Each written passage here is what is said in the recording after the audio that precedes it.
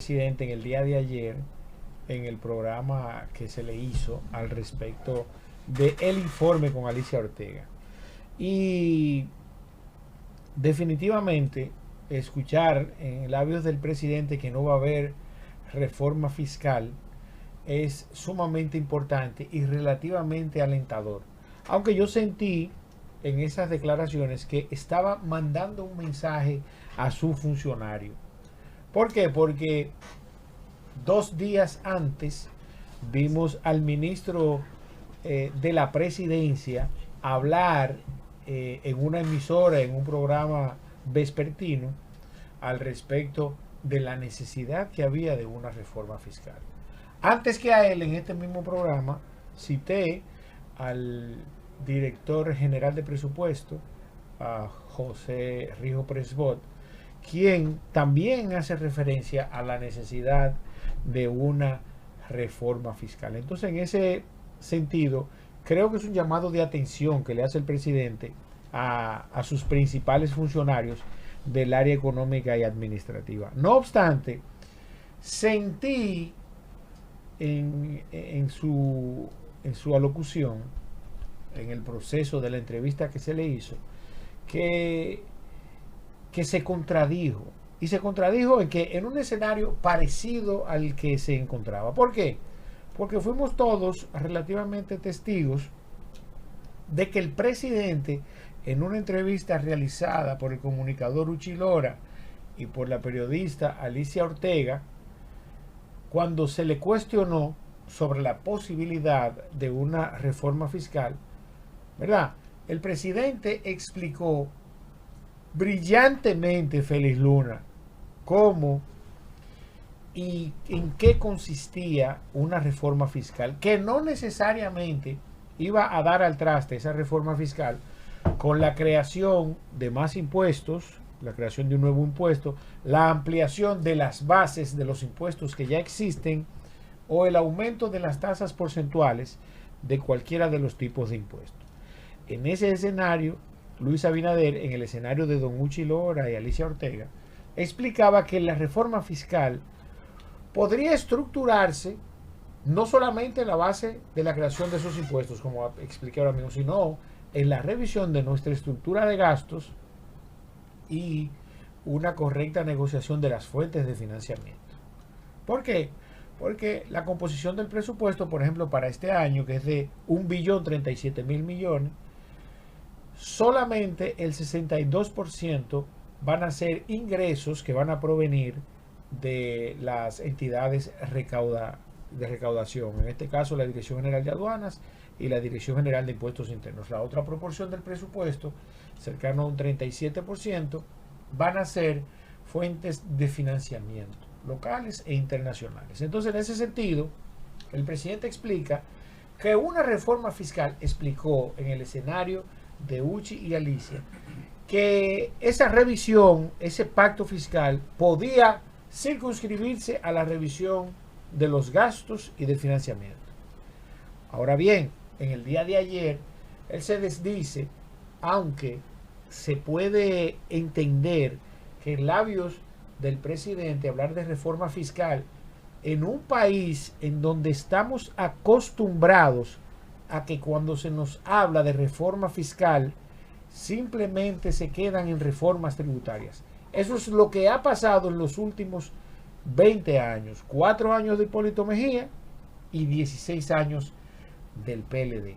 Por eso quizás el presidente en alguna medida, no sé si no se atrevió o no sé si se auxilió de referirse al tema de la reforma fiscal por el escenario en el que se encontraba, como un hecho relativamente incierto para el año 2021. Entonces, en ese sentido, yo creo que el presidente necesita un poco más de ayuda, porque creo que en un escenario como el de ayer era posible que el presidente explicara nueva vez de qué podía tratarse esa reforma fiscal y no desdecirse como lo hizo cuando hizo estas aseveraciones.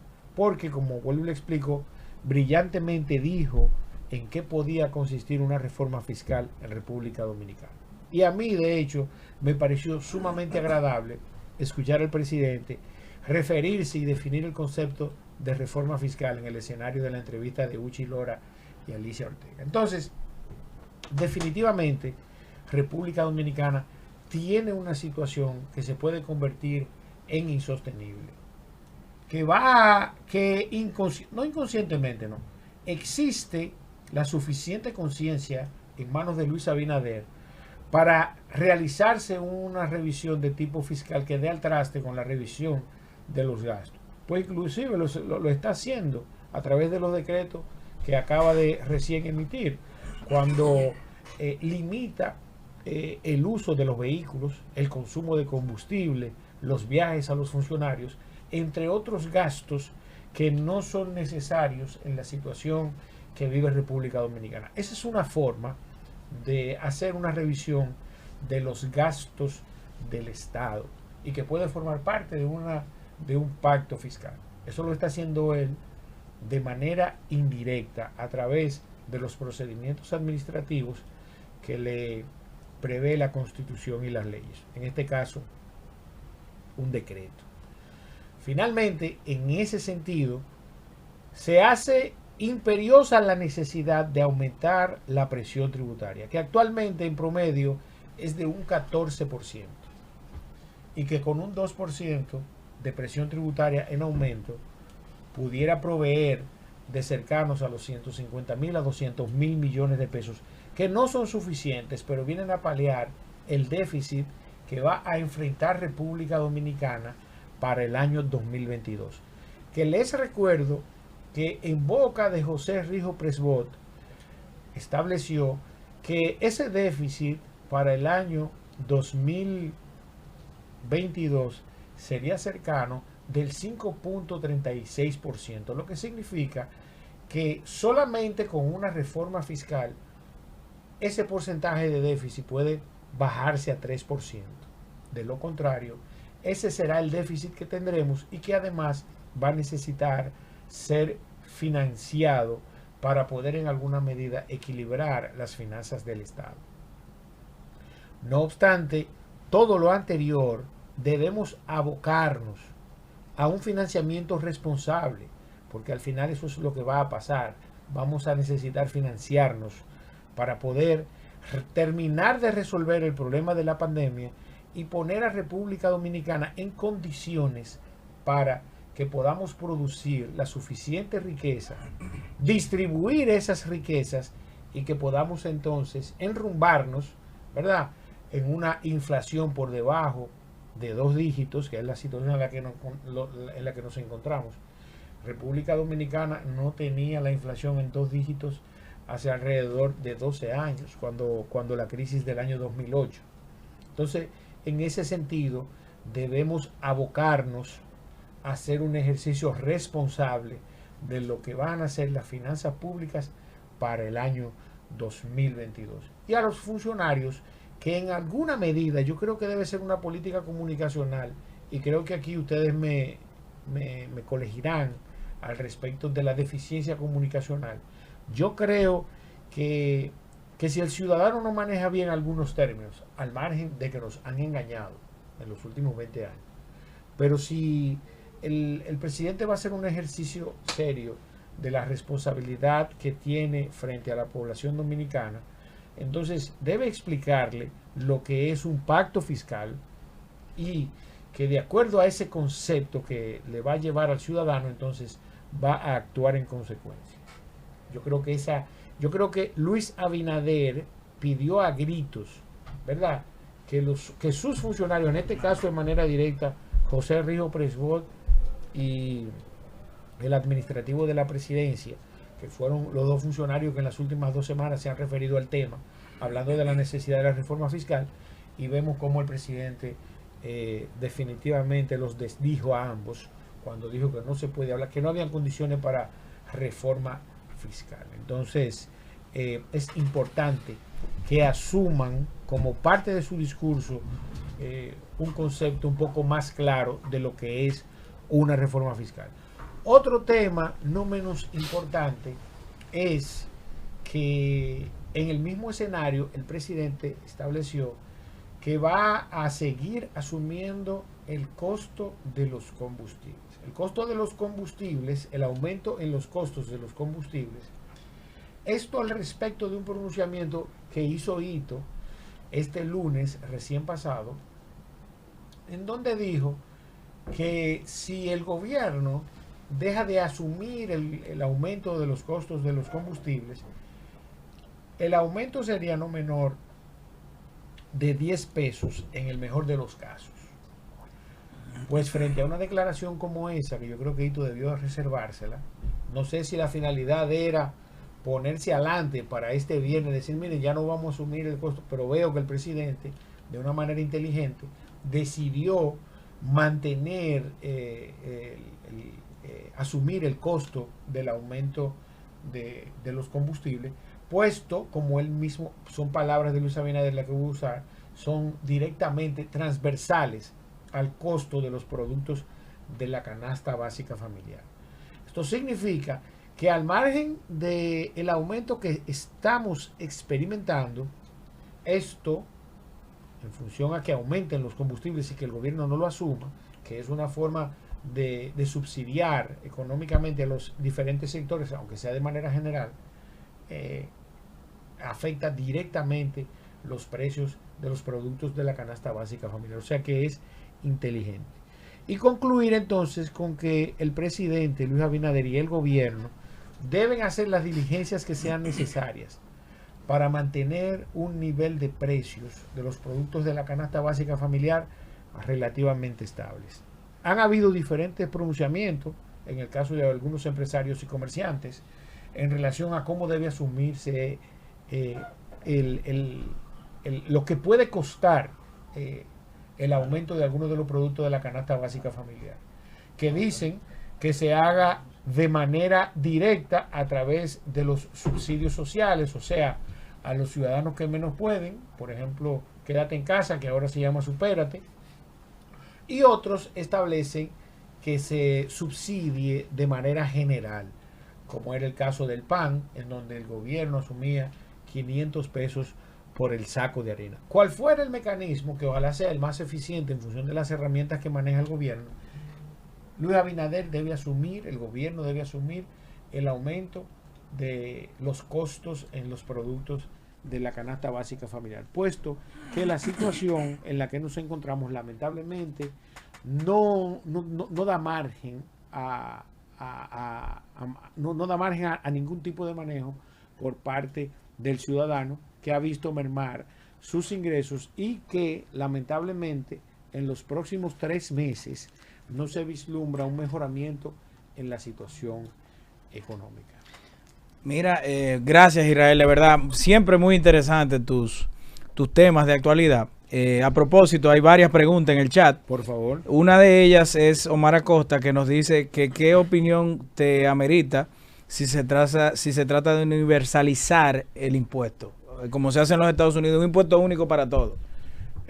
Mira, eso es básicamente la ampliación de la base, de una base. Hay que definir cuál sería el tipo de impuestos. Pero al final, la base tributaria de República Dominicana, por ejemplo el ITEVIS, que es el impuesto más importante de República Dominicana, es un impuesto indirecto y que quienes más pagan este impuesto son la clase media y la clase baja. Porque un ciudadano, sin importar la condición económica en que se encuentra, por ejemplo, tiene un celular, consume ropa y los productos de la canasta básica familiar que están grabados con el ITEVIS. Entonces, en ese sentido, una reforma fiscal que dé al traste con la revisión de los impuestos, que es lo que usted plantea, debe no de gravar de manera directa ni indirecta a los sectores que menos pueden. Yo creo que inclusive en una reunión del G7, Francia, Inglaterra, Japón, Estados Unidos, Canadá, entre otros países no menos importantes, el tema que se trató entre los ministros de Hacienda y los gobernadores de los bancos centrales, convocar a los sectores empresariales, a esas grandes multinacionales, para que hagan aportes extraordinarios al respecto de la generación de riqueza porque han seguido haciendo riqueza. Entonces, el crear un impuesto global va a agravar a los que menos pueden. ¿Me hago entender?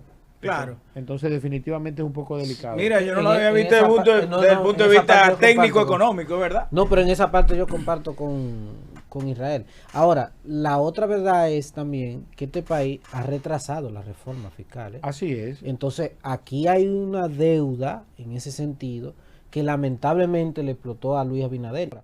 ¿Qué es lo que ha dicho el presidente? Que en este momento de crisis no es prudente hablar de reforma fiscal.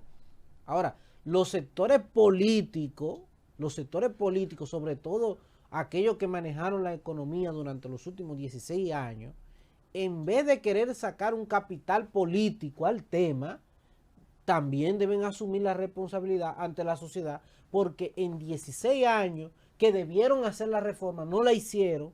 Entonces, queda como reto a la sociedad, como reto también de que tenemos que enfrentar la reforma en algún momento luego que pase esta crisis, y que no debe ser la reforma sujeta simplemente a un aprovechamiento o un oportunismo político, sino a una revisión profunda de cómo se está administrando los fondos públicos, que aquí había un derrochero, porque no solamente la parte del cobro de los impuestos, también hay que revisar la forma en que se manejan los gastos públicos. Mira, yo creo que la parte de los gastos públicos en función a la situación legal que está viviendo República Dominicana, yo creo que estamos viviendo un proceso de revisión profunda. Los sometimientos de corrupción lo muestran. Ahora, de manera específica, Luna, el estudio, el análisis, el pacto fiscal va a cumplir 6 años en octubre de este año 2021, que fue cuando se aprobó la ley 01-2012, que suponía que 3 años después no íbamos a ver abocados, se iba a hacer una convocatoria a los diferentes sectores sociales, económicos y políticos y religiosos también, para que nos abocáramos a una revisión, a un pacto fiscal, cosa que no se hizo. Entonces, a partir de ahí, ¿verdad?, del 2015 a la fecha, va a cumplir 6 años de retraso. Ahora, ¿qué implicó esto? Porque forma parte de la Estrategia Nacional de Desarrollo, la ley 01-2012. Que en ese interín República Dominicana debía crear las bases para que nuestro sistema productivo cree las bases, primero, para reducir el déficit en función de aumentar nuestros niveles de exportación y de producción local, y el mejoramiento, claro, de los servicios que ofrecemos. No, Lamentablemente, y también proteger algunos artículos, claro, que han sido protegidos, vamos claro, a decir, que no pagan impuestos. Y que forman parte de la producción nacional. Y que son parte de la canasta también. Mira, antes de irnos a la pausa, Israel, yo quisiera antes de irnos a la pausa, yo quiero entregarle algo en el aire. No, antes de eso, yo quiero tu opinión breve sobre esta propuesta de algunos legisladores de gravar con un impuesto la transmisión a través de plataformas digitales, tales como YouTube, Instagram, porque yo entiendo que ya uno como usuario que hace redundancia comercial de eso, ya le paga un impuesto a ellos, o le paga un fee, una suscripción. Cuando nosotros pagamos una de las tasas impositivas más altas del planeta, cuando utilizamos el recurso tecnológico del Internet. Nosotros pagamos CDT, que es el impuesto a las telecomunicaciones, pagamos 10% de selectivo al consumo y un 18% de impuesto a la transferencia de bienes industrializados y servicios. Ahora bien, eso no significa que no sea posible. Se bloquean los IP y en la medida que tú creas una página y quieres subir contenido, bueno, pudieran grabarte, pero lo veo muy difícil ese recurso. Tú sabes, porque estamos hablando inclusive de controlar la frecuencia. Claro. Frecuencias que están en las nubes y que están en la red, en sentido general. Entonces, eso no creo, porque al final la solución no es crear más impuestos. Como dijo don Luis Abinader, no existen condiciones para una reforma fiscal tendente a la creación de más impuestos. No, yo creo que el gobierno tiene que hacer lo que tenga que hacer para mantener la estabilidad y la paz social, que es sobre la base del cual se desarrolla una nación. Eso es yo creo que es lo primordial. Y entonces crear las bases que en situaciones de crisis el gobierno se convierte en el principal consumidor de bienes y servicios y, ¿verdad?, incentivar a los sectores productivos. ¿Cómo? Como lo han hecho todos los países que han vivido crisis, reduciendo impuestos y estimulando el consumo, el gasto. Qué buena forma de finalizar la intervención de nuestro querido Israel Abreu, con esta gran moraleja: a mayor armonía, mayor recaudación. Mire, antes de irnos a la pausa, el presidente de la Comisión Permanente de Efemérides Patria, claro, don Juan Pablo Uribe, le envía esta insignia como un aporte a los valores que ustedes promueven desde los medios de comunicación. Ojalá, don Israel. Y le envía esta insignia, que es una bandera, le envía una a Israel, otra a Hochi. Muchísimas gracias, señor director. Director, me imagino. Sí, Presidente de la comisión. Está haciendo muy trabajo. Está haciendo muy buen trabajo. Y hay que decir que él lo hace porque él admira mucho el trabajo que ustedes realizan. Muchas gracias. Y valora ese aporte a la patria que ustedes hacen. Gracias. Mira, yo siempre, yo creo que Hochi, desde que nos conocemos, me ha visto con mi bandera. Así yo también, pero yo no sé cuál es el mío es que antes de yo ejercer este ejercicio, valga la redundancia de la comunicación, tengo que acordarme que es a mi país que le estoy sirviendo. Eso es así. Entonces, yo valoro mucho este tipo de cosas y trato inclusive de enseñárselo a mis hijos, porque la verdad es que sin patria, ¿verdad?, no hay nobleza. Todo por y para la patria. Contrale, qué bonita forma de terminar la cacha económica.